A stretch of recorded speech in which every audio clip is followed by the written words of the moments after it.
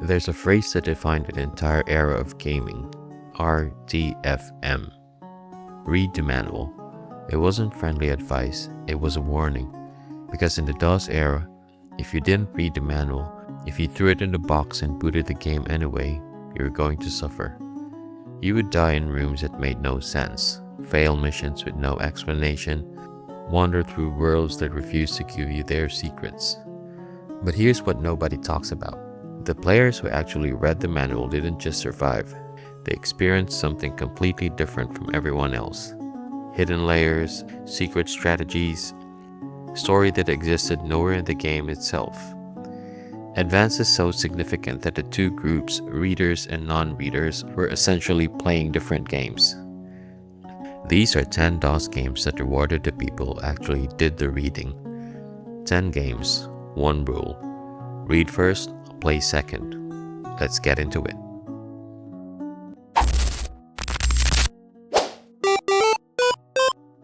Sierra Online's adventure games were notorious for one thing above all others: dying in ways that made absolutely no sense. King's Quest V is a perfect example of why manual mattered in this era. The game's puzzle logic wasn't always intuitive, but buried in the manual were character descriptions, world lore, and inventory notes that recontextualized everything. Items you dismiss as decorative suddenly had purpose. Characters you'd written off as background suddenly became critical. There's a specific puzzle involving a piece of cheese that has frustrated players for 30 years. It's not hard if you read the manual, it's nearly impossible if you didn't. Sierra's design philosophy assumed players arrived informed.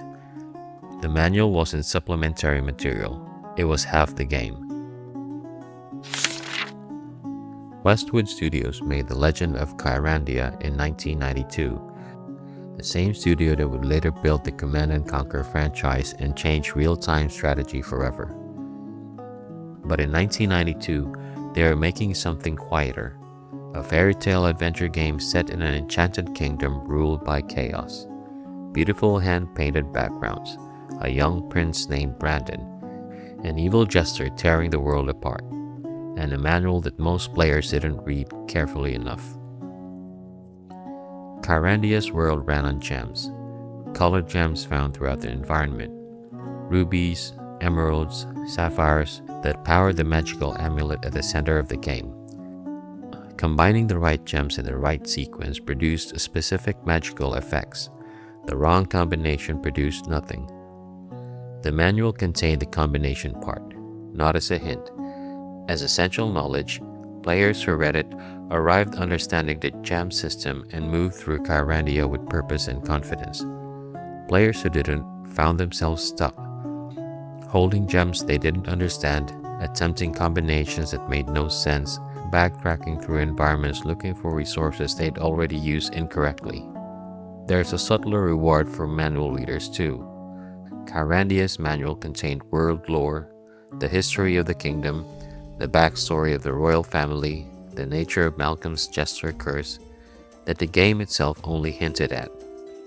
Players who read it experienced Kyrandia as a world with history. Players who didn't experienced it as a pretty puzzle box. Westwood understood something important. Atmosphere isn't just visual, it's contextual, and context lived in the manual. Wing Commander shipped with a manual that doubled as a novel. Not a game guide, not a tutorial, an actual in-universe document written as if it were a real pilot's handbook from the Terran Confederation. Go ahead, Commander. Historical records of the Kilrathi War, character backstories that never appeared in the game, and the alien psychology of your enemy explained in depth. Players who read it before flying their first mission understood the stakes in a way the game's limited dialogue couldn't convey. They knew why the war mattered. They understood the Kilrathi not as generic enemies, but as a civilization with specific values and specific fears. Knowledge that changed how every dogfight felt. Wing Commander also featured a full branching campaign, winning and losing paths that most players never discovered because they kept reloading saves. The manual explained the system explicitly. Players who understood the campaign tree played a richer, more dramatic war. Players who skipped the manual flew the same missions on a loop and missed half the story origins spent years building. Pool of Radiance was the first official Dungeons & Dragons computer RPG, and it shipped with three things most games never attempted: a full in-character journal, a cloth map, and the complete AD&D rulebook. The journal was written by a fictional adventurer who had explored the ruined city of Flan before you arrived. It contained lore, location hints, and NPC context that the game referenced but never explained directly. The cloth map contained hidden location details that players who bought pirated copies never had access to. And the AD&D rulebook, THACO, saving throws, spell memorization, armor class, was the engine the entire combat system ran on. Players who understood those rules arrived in combat encounters with a strategy. Players who didn't watch their party die repeatedly with no idea why. Pool of Radiance didn't just reward manual readers, it was assigned assuming they existed. Richard Garrett's Ultima series treated its manuals as sacred texts. Ultima V shipped with the Book of Lore, a 54-page document written entirely in character. Not a manual in any traditional sense. A novel, a history book, a spell book, a companion volume that made the world of Britannia feel like a real place with centuries of history before you arrived. The spell system required reagents, specific ingredients combined in specific quantities to produce magic. None of this was explained in the game, and it was all in the Book of Lore.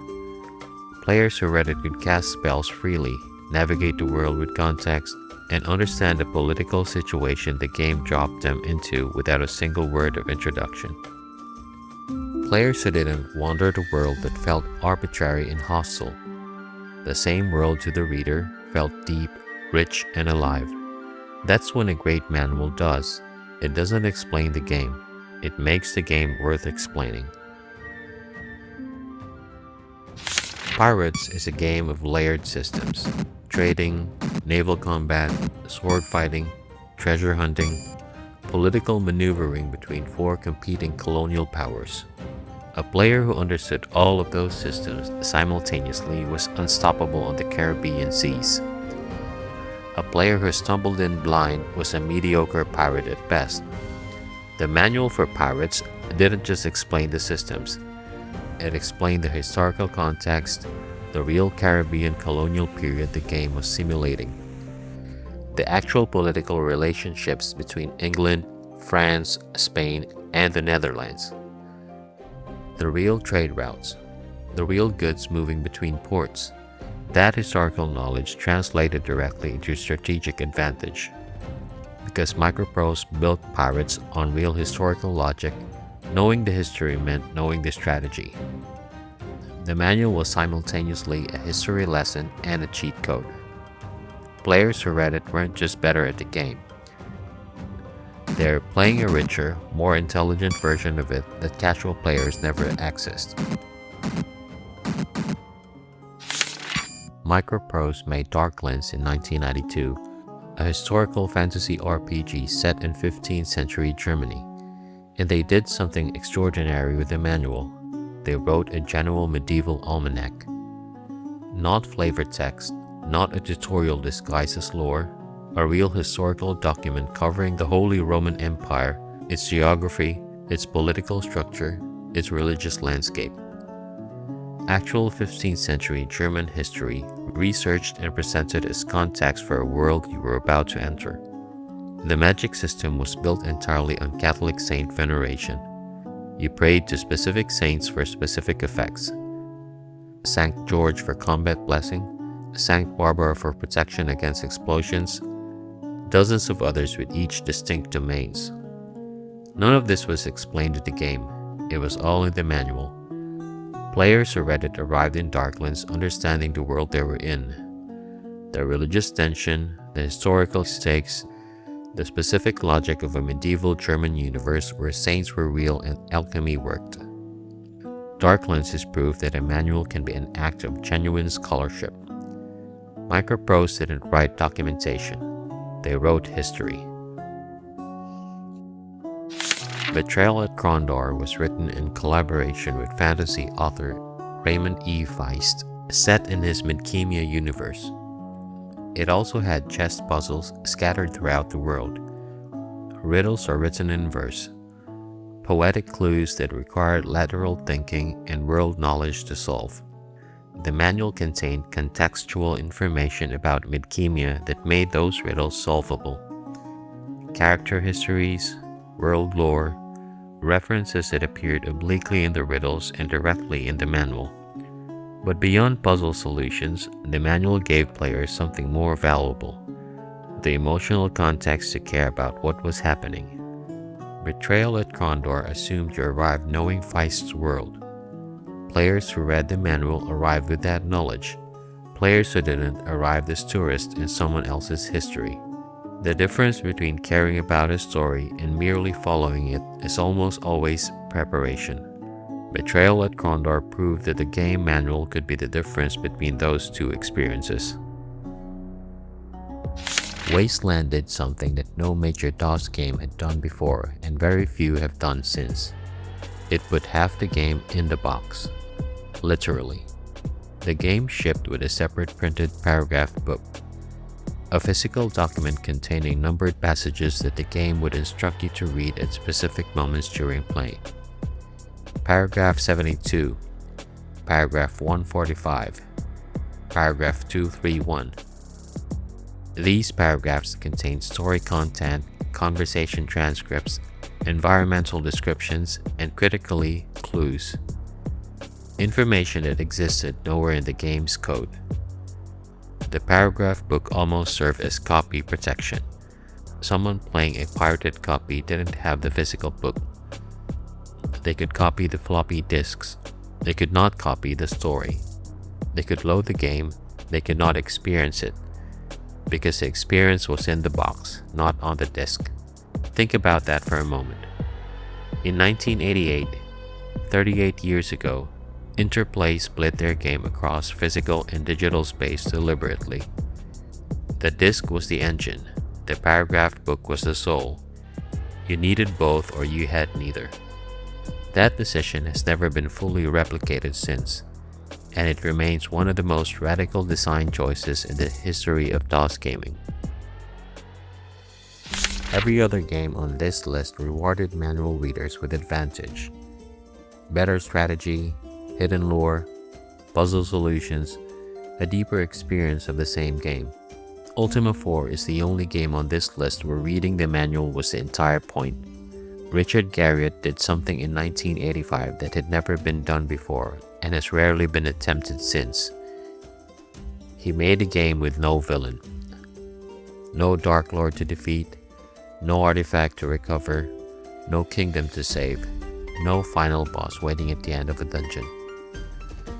The goal of Ultima IV was to become a better person, to achieve Avatar, a state of moral and spiritual perfection across 8 virtues: honesty, compassion, valor, justice, sacrifice, honor, spirituality, and humility. The game tracked your behavior constantly, every decision, every conversation, every choice about whether to flee or fight, whether to give or take, whether to be truthful or expedient. All of it recorded, all of it measured against the 8 virtues.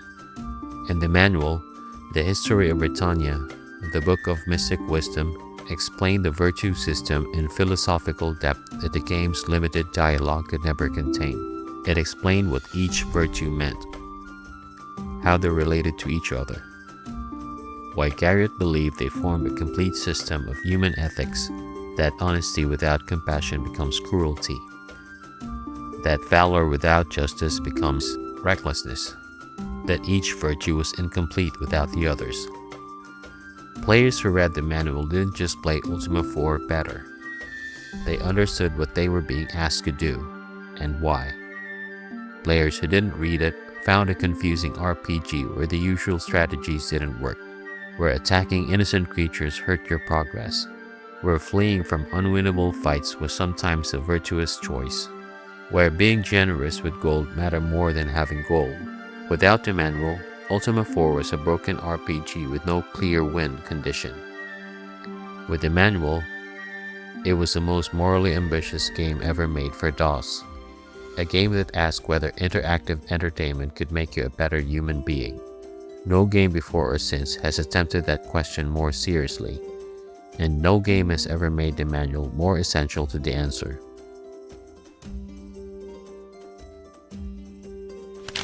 We live in an era where games explain everything. Tutorials that last an hour, tooltips for every button, quest markers that remove any possibility of being lost, difficulty settings that ensure you never face something you can't immediately overcome. The DOS games on this list assumed something different. They assumed you were willing to work before you played, that arriving informed was itself part of the experience, that a player who understood the world they were entering would have a fundamentally richer time than one who stumbled in blind. They were right. And here's something worth knowing. All of these manuals are available free online. The paragraph books, the books of lore, the in-universe fiction, the historical almanacs. Every document these studios built alongside their games is sitting on archive.org right now, waiting to be read. The invitation is still open. Subscribe for more deep dives into the games that built PC gaming. I'll see you in the next one.